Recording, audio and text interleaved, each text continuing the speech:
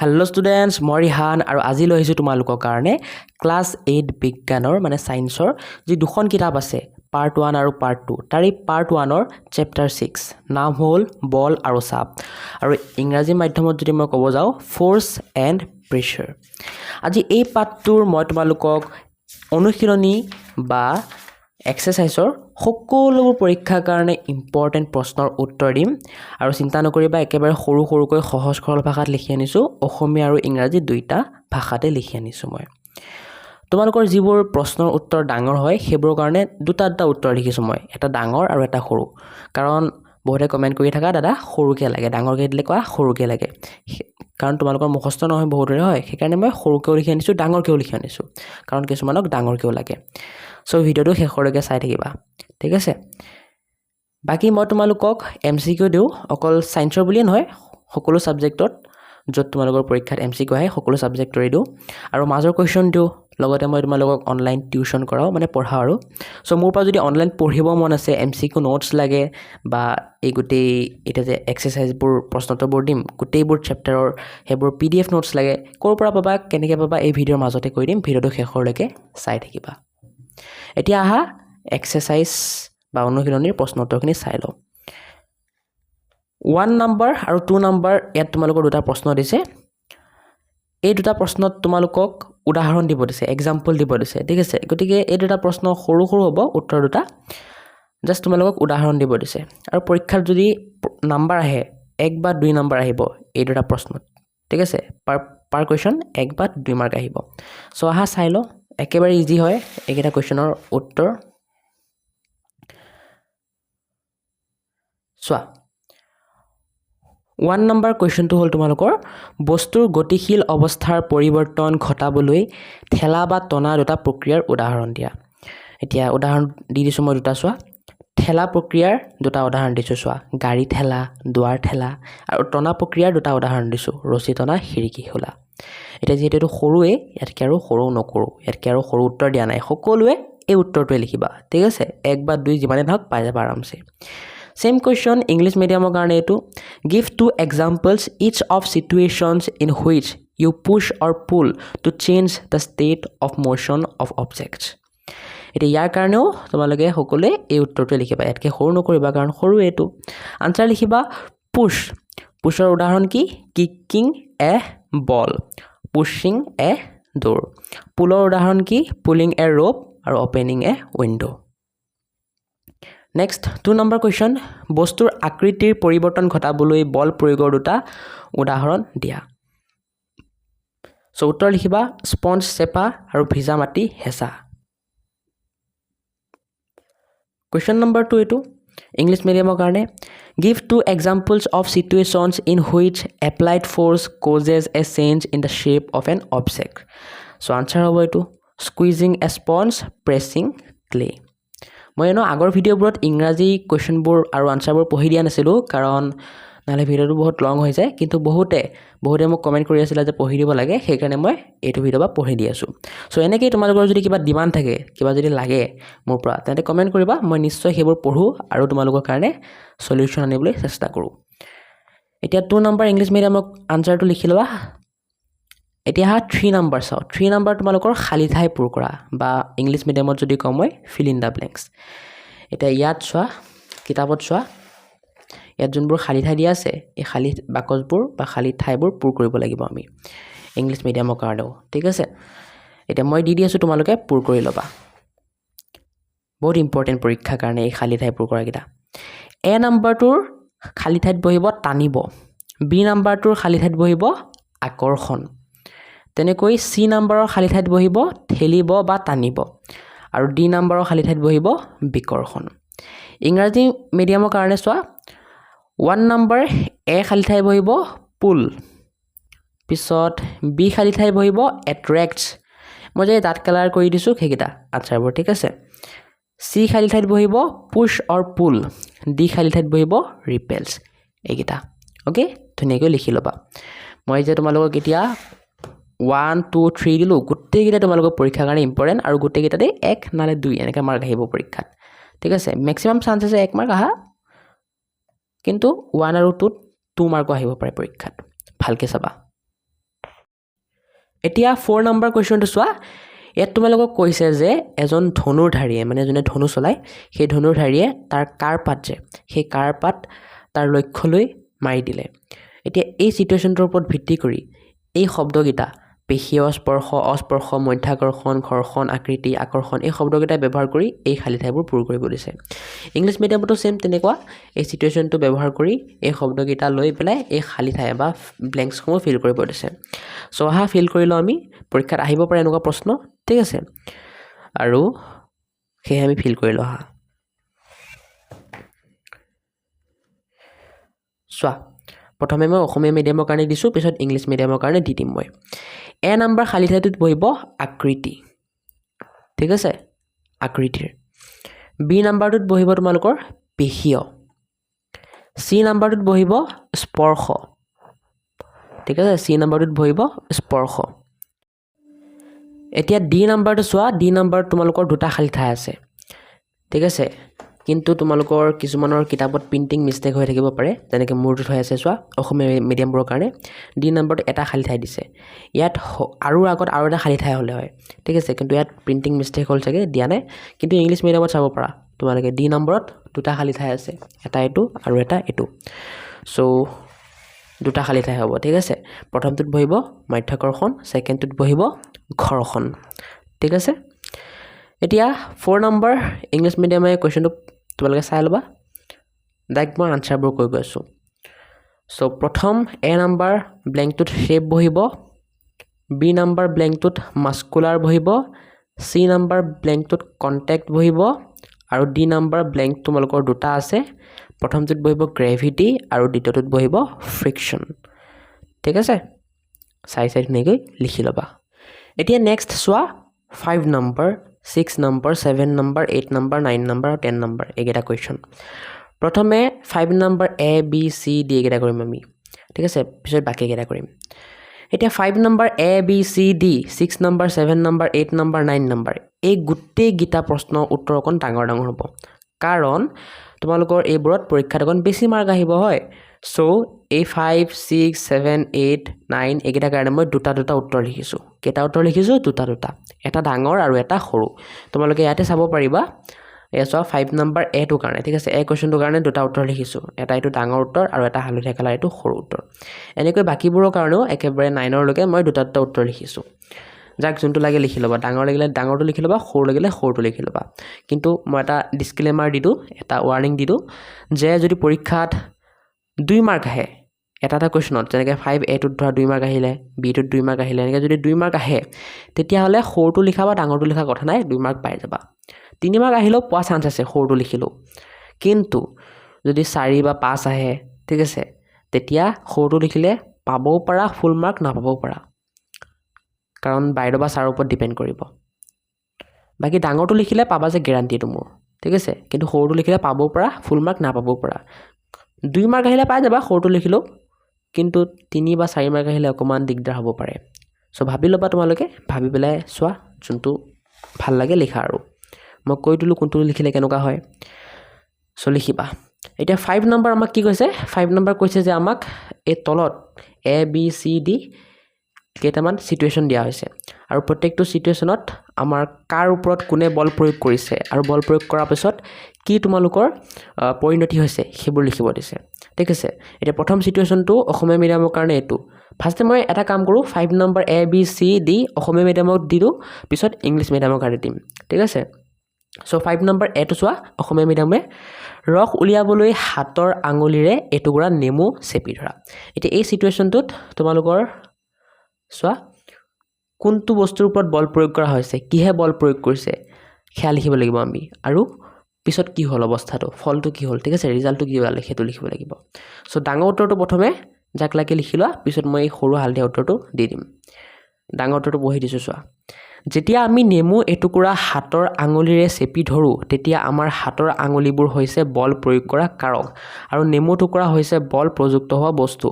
আঙুলিৰ মাংসপেশীৰ পৰা উদ্ভৱ হোৱা পেশীয় বল নেমুৰ ওপৰত প্ৰয়োগ হোৱাৰ ফলত নেমু টুকুৰাৰ আকৃতি সলনি হয় আৰু ইয়াৰ পৰা ৰস নিগৰি ওলাই আহে ঠিক আছে এইখিনিতে ডাঙৰ উত্তৰটো শেষ আৰু যাক সৰুকৈ লাগে সিহঁতে এনেকৈ লিখি দিবা উত্তৰ ইয়াত হাতৰ আঙুলিয়ে যেটো আমাৰ কাৰক হয়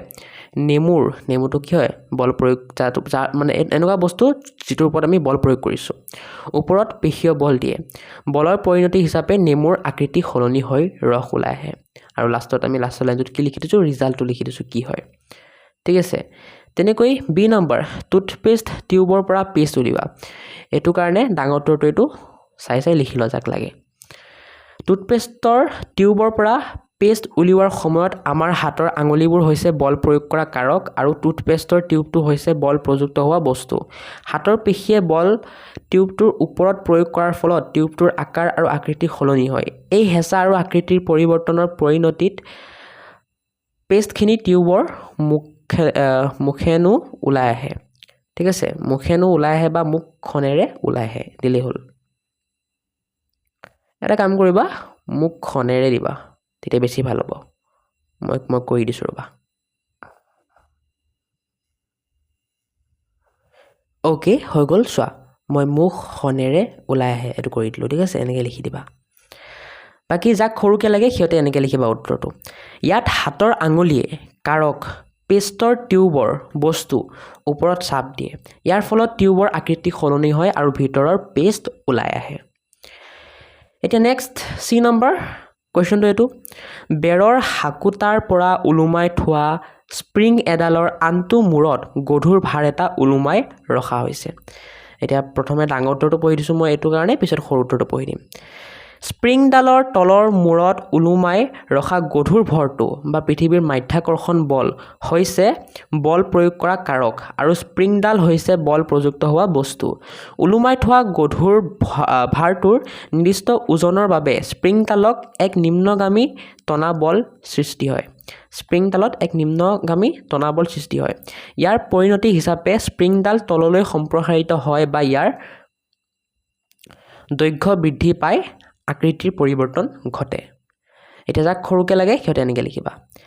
ইয়াত গধুৰ ভাৰটোৰ বাবে পৃথিৱীৰ মাধ্যাকৰ্ষণ বলে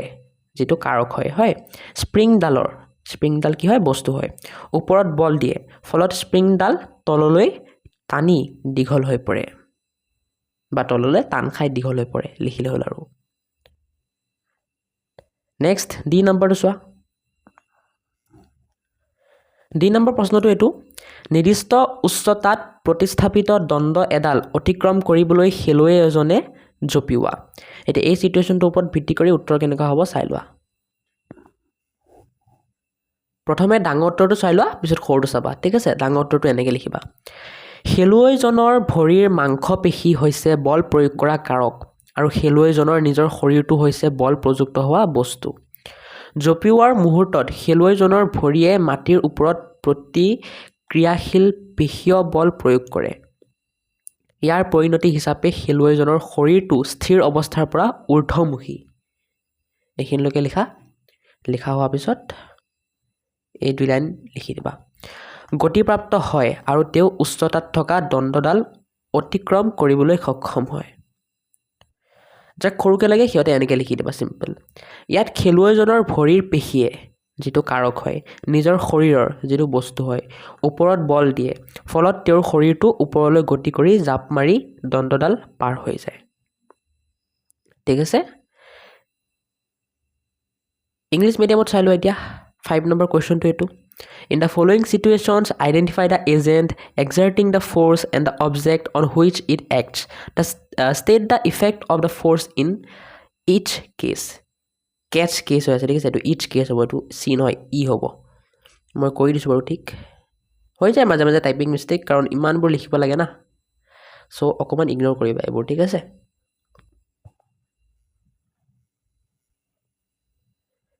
5 নম্বৰ A টো চোৱা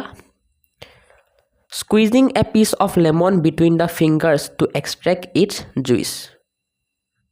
এতিয়া ইয়াৰ কাৰণে দুটা উত্তৰ লিখিছো প্ৰথমে ডাঙৰটো চাই লোৱা পিছত সৰুটো চাবা ডাঙৰটো এটো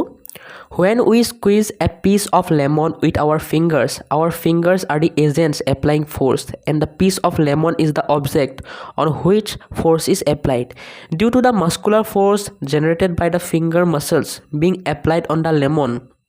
the shape of the lemon piece changes and juice comes out of it. এতিয়া যা খৰকে লাগে হিয়তে এনেকে লিখিবা এৰু খাই লিখিলা ফাস্তে here the fingers agent apply muscular force on the lemon object as a consequence of the force the shape of the lemon changes and juice is extracted. B number question etu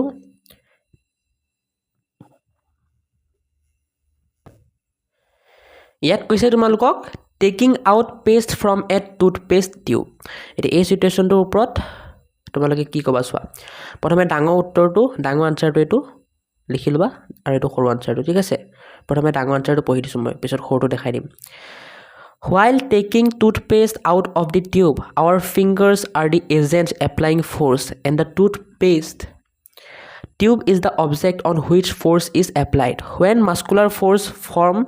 the hand is applied on the tube, the size and shape of the tube change. As a result of this pressure and change in shape, the paste comes out through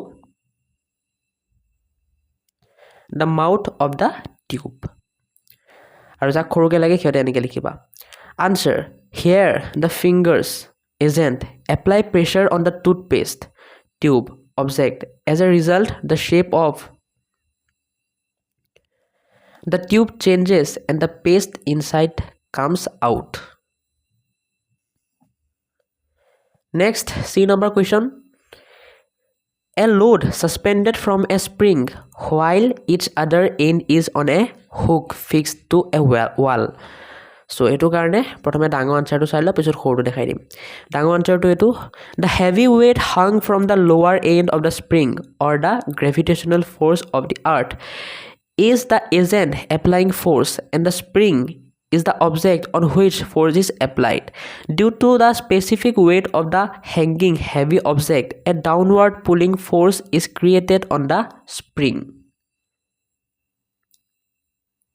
As a consequence, the spring stretches downward or its length increases, causing a change in shape.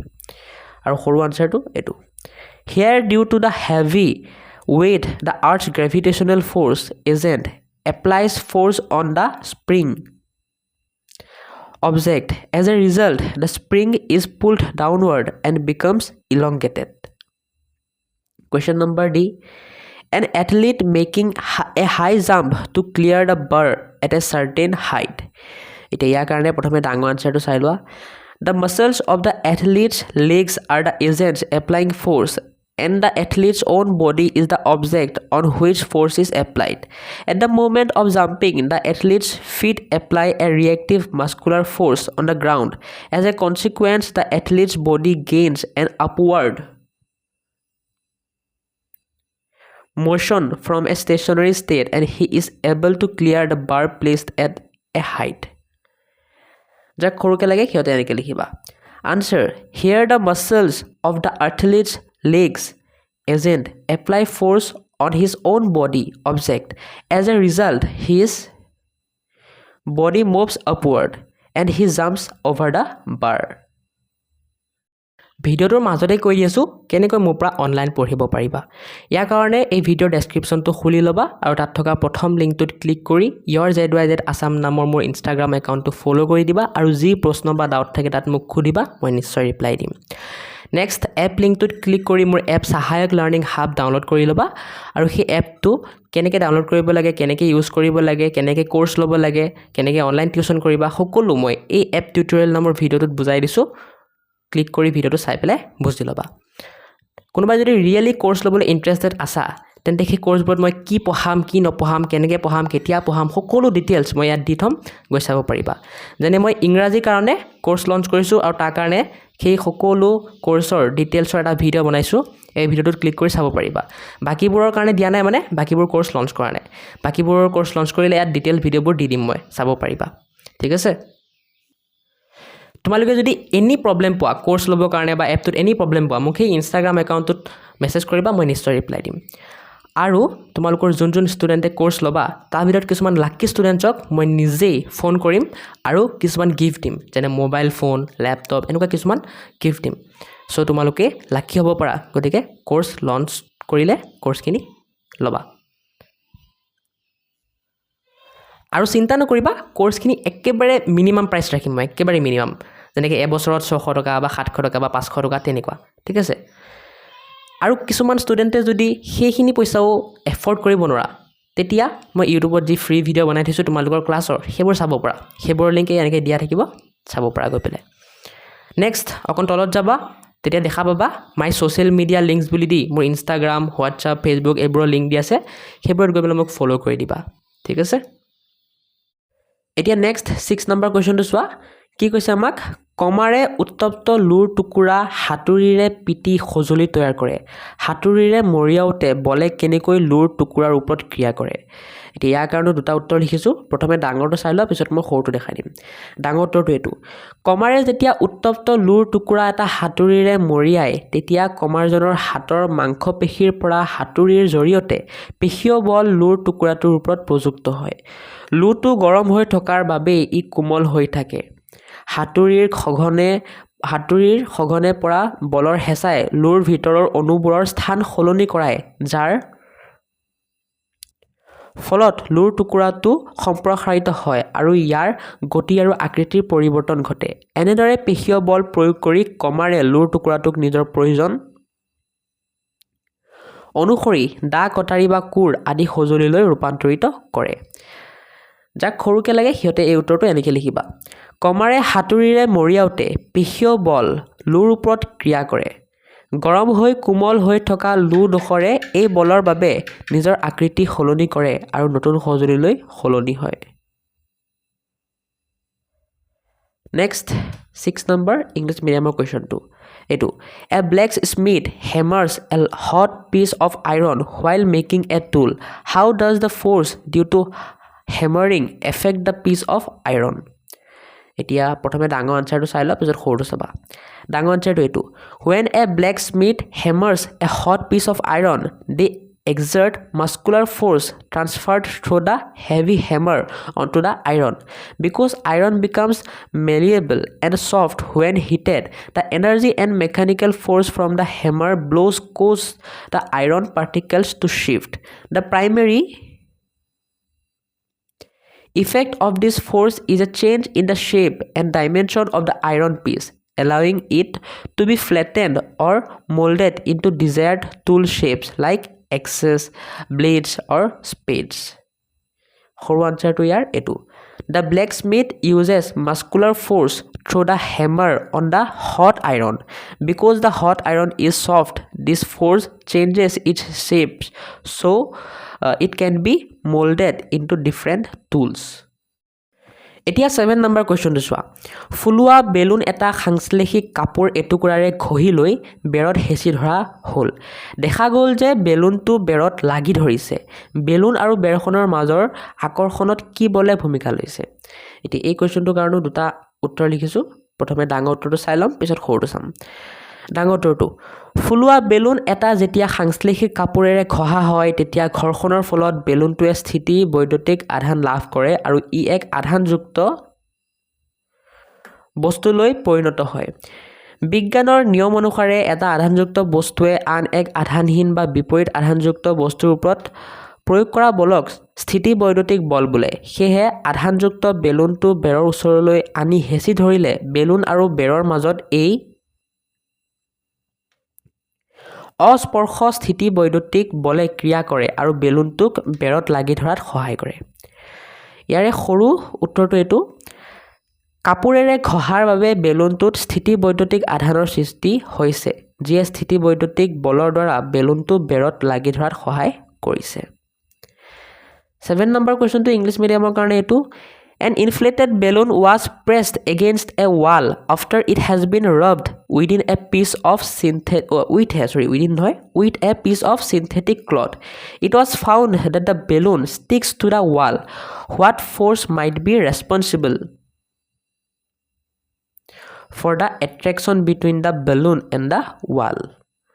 So answer to enike likhiba. Answer to enike likhiba, ঠিক আছে দুটা answer লিখিছোঁ প্ৰথমে ডাঙৰ আনসাৰটো এনেকৈ লিখি ল'বা যাক লাগে পিছত সৰু আনসাৰটো মই দেখাই দি আছোঁ The force responsible for this attraction is the electrostatic force. When an inflated balloon is rubbed with a synthetic cloth, it acquires an electric charge due to friction. When this charged balloon is brought close to an uncharged wall, it exerts an attractive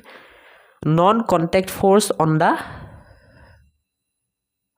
wall. This electrostatic attraction holds the balloon against the surface of the wall.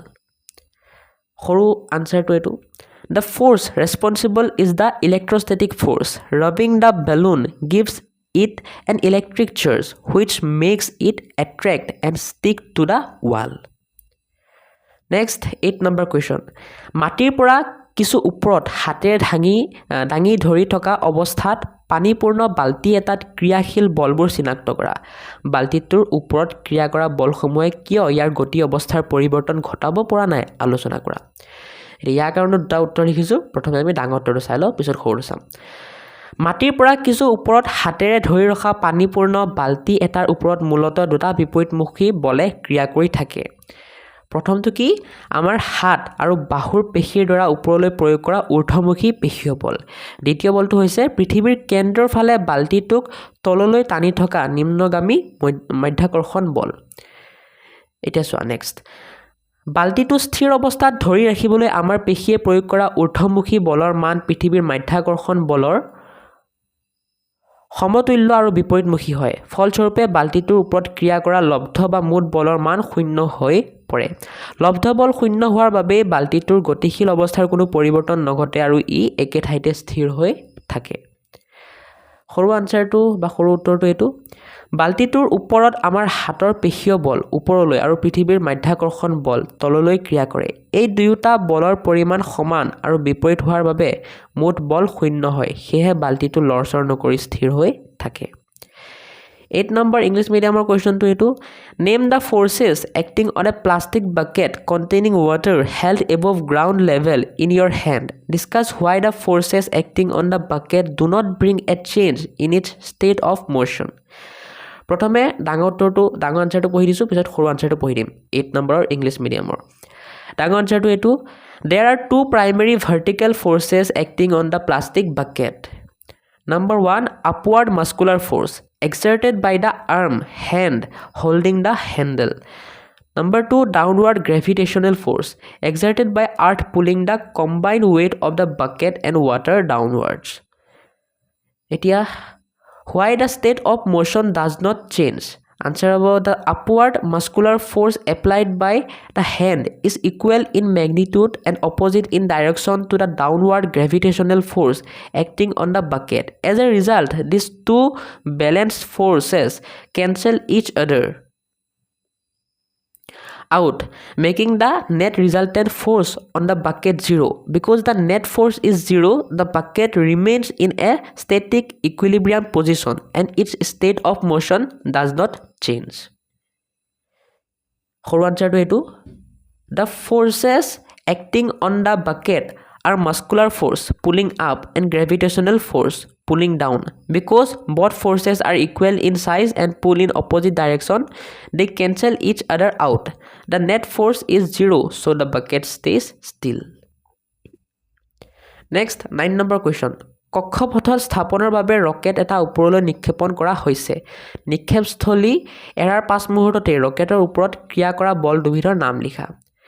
এতিয়া ইয়াৰ প্ৰথমে ডাঙৰ উত্তৰটো পঢ়ি দিছো পিছত সৰু উত্তৰটো পঢ়ি দিম ডাঙৰ উত্তৰটো এটো কক্ষপথত স্থাপনৰ বাবে উৎক্ষেপণ কৰা 5 মুহূৰ্তত ৰকেটটোৰ ওপৰত ক্ৰিয়া কৰা বল দুবিধ হ'ল 1 নম্বৰ পৃথিৱীৰ মধ্যাকৰ্ষণ বল যিয়ে ৰকেটটোক তললৈ বা পৃথিৱীৰ কেন্দ্ৰৰ ফালে আকৰ্ষণ কৰে 2 নম্বৰ বায়ুমণ্ডলীয় ঘৰ্ষণ বল ৰকেটটো তীব্ৰ বেগেৰে ওপৰলৈ গতি কৰোতে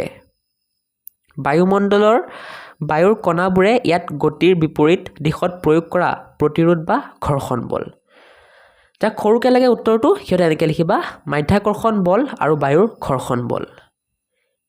9 number question to English medium কাৰণে এটো a rocket has been fired upwards to launch a satellite in its orbit name the two forces acting on the rocket immediately after leaving the launching pad so প্ৰথমে ডাঙৰ আনসাৰটো চাই লওঁ পিছত সৰু আনসাৰটো চাম ডাঙৰ আনসাৰটো এইটো immediately after leaving the launch pad the two main external forces acting on the rocket are number 1 force of gravity the earth's downward gravitational pull acting on the mass of the rocket number 2 force of air friction atmospheric drag the frictional resistance exerted by the surrounding air molecules against the rocket's high speed upward movement এটা ইয়াৰ কাৰণে সৰু answer এইটো gravitational and friction force এটা last question আছে আমাৰ 10 নম্বৰটো ঠিক আছে এটা 10 নম্বৰটো তোমালোকৰ পৰীক্ষাত আহিলে 1 মাৰ্কৰ কাৰণে আহিব পাৰে কাৰণ এটা এমসিকিউ এটা ঠিক আছে সো 10 নম্বৰ এমসিকিউটো কি কৈছে ড্ৰপাৰ এটা খোলা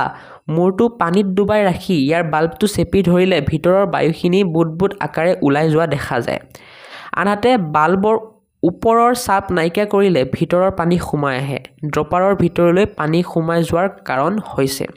এটা এইটোৰ আনসাৰ হ'ব তোমালোকৰ অপচন নম্বৰ ডি বায়ুমণ্ডলীয় চাপ ঠিক আছে এটা ইংলিশ মিডিয়ামৰ কাৰণেও যদি মই সেম প্ৰশ্নটো পঢ়ো প্ৰশ্নটো এইটো when we press the bulb of a dropper with its nozzle kept in water air in the dropper is seen to escape in the form of bubbles once we release the pressure on the bulb water gets filled in the dropper the rise of water in the dropper is due to answer hobo d number atmospheric pressure so students jiman proshno asil moi tumalokok etu chapter or di dilu আৰু মই যদি কব যাও তোমালোকৰ গুটে গীতা প্ৰশ্নই পৰীক্ষা কাৰণে important 1 ৰ পৰা 10 লৈকে গুটে গীতাই তোমালোকৰ পৰীক্ষাত আহা চান্স আছে ঠিক আছে গতিকে ভালকে চাবা গুটে গীতাই সো ইয়াতে আমাৰ এই ভিডিওটো শেষ কৰা সময় হৈ গল কাৰণ গুটে প্ৰশ্ন উত্তৰ শেষ হয় বাকি মাজৰ প্ৰশ্ন লাগিলে মইতো কৈ দিলুৱে কোপা লবা মাজৰ প্ৰশ্ন বা এমজিকিউ লাগিলে সো তোমালোকে তাপা লব পাৰিবা মানে মোৰ এপটো সহায়ক লাৰ্নিং হাব এপটো ডাউনলোড কৰি লবা আৰু তাপা গপলে হি এমসিকিউ নোটস বা গুটে সায়েন্সৰ কিতাপৰ নোটস বা বাকি সাবজেক্টৰ নোটস পিডিএফ নোটস এবোৰ লৈ লবা ঠিক আছে বাকি চ্যাপ্টাৰ 7 নাম হল ঘৰ্ষণ আৰু ইংৰাজীত যদি মই ক ফ্ৰিকশন এই চ্যাপ্টাৰটো যদি প্ৰশ্ন উত্তৰ লাগে কমেন্ট কৰা যিমান বেছি কমেন্ট আহিব কিমান সোনকালে মই এই চ্যাপ্টাৰটোৰ ওপৰত ভিডিও বনাবলৈ চেষ্টা কৰিম আৰু আজিৰ ভিডিওটো কেনেকুৱা লাগিল হেটো কমেন্টত জনাবা আৰু ভিডিওটো লাইক কৰি চেনেলটো সাবস্ক্ৰাইব কৰি দিবা তোমালোকে লাইক কমেন্ট শেয়াৰ সাবস্ক্ৰাইব কৰিলে মোৰ ভাল লাগে আৰু এনেকুৱা তোমালোকৰ কাৰণে ভিডিও বনাবলৈ মন যায় গতিকে কৰি দিবা আৰু যদি কাৰোবাৰ ভাল লাগা নাই ভিডিওটো তথাপি মোক কমেন্টত কবা কিয় ভাল লাগা নাই যাতে নেক্সট টাইমৰ পৰা মই সেই ভুলটো নকৰো সো এনেকৈ ভালকে পঢ়ি থাকা আৰু ন আৰু কি কম আৰু বেছি সময় নষ্ট নকৰো যোৱা ভালকে পঢ়াগে যোৱা